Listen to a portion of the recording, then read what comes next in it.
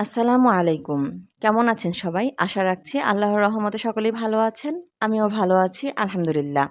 আপনাদের কাছে আমি আবারও হাজির হলাম গল্প নিয়ে। গল্পটি শুরু করার আগে আপনাদের সবার কাছে ছোট্ট একটি অনুরোধ, গল্পটি যদি আমার ইউটিউব চ্যানেলে শুনে থাকেন তাহলে এখনই সাবস্ক্রাইব করুন।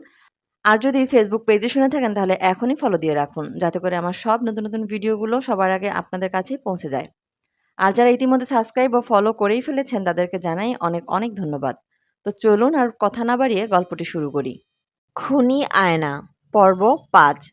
আর এদিকে আম্মা সমানে কাকিমাকে দুষতে থাকলেন যে, "হবে না শরীর খারাপ? ও তো সারাদিন খায়, দায় আর পড়ে, পড়ে ঘুমায়। এখানে আসার পর থেকে ও আরও কুঁড়ে হয়ে গেছে। খাচ্ছে, দাচ্ছে আর শুয়ে, শুয়ে পড়ে আছে। আর মাথায় আজে-বাজে চিন্তাভাবনা এনে, এনে পাগল হয়ে যাচ্ছে। আর আমার মাথাটাও সারাদিন খায়। তুই ওকে আরও প্রশ্রয় দে। ও আরও উচ্ছন্নে যাক। এক বাচ্চার মা, আজকাল বাচ্চাটার দিকে পর্যন্ত কোনো নজর নেই ওর।"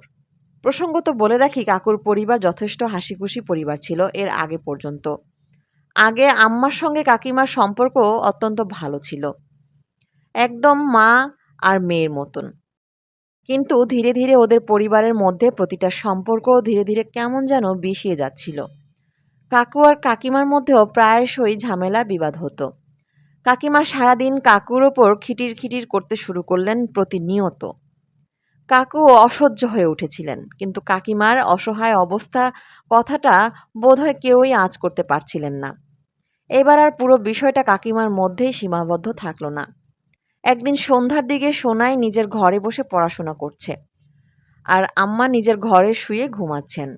কাকিমার শরীরটা হঠাৎ করে খুব খারাপ লাগতে শুরু করে। তিনি বাথরুমে যান স্নান করতে।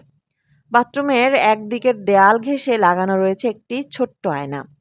কাকিমা স্নান করার জন্য নিজের শাড়িটা সবে খুলেছেন, ঠিক এমন সময় সে আয়নার দিকে হঠাৎ ওনার চোখ যায়, এবং তিনি যে দৃশ্য দেখলেন তাতে ওনার গোটা শরীরের সমস্ত রক্ত একেবারে হিম শীতল হয়ে উঠল। কাকিমা দেখলেন আয়নায় ওনারই মতো সায়া ব্লাউজ পরে সেই আগের দিন ওনার ঘরে দেখা মহিলাটি দাঁড়িয়ে রয়েছে। কাকিমা এক পাও নড়তে পারলেন না নিজের জায়গা ছেড়ে। তিনি ভয়েতে ঢোক গিললেন। ঠিক ওনার মতন করে সেই মহিলা অবয়বটিও ঢোক গেলে। কাকিমা নিজের ঘাড়টা সামান্য একটু কাত করতেই মহিলাটিও তাই করলেন। কাকিমার গলা থেকে একটাও শব্দ বেরোচ্ছিল না।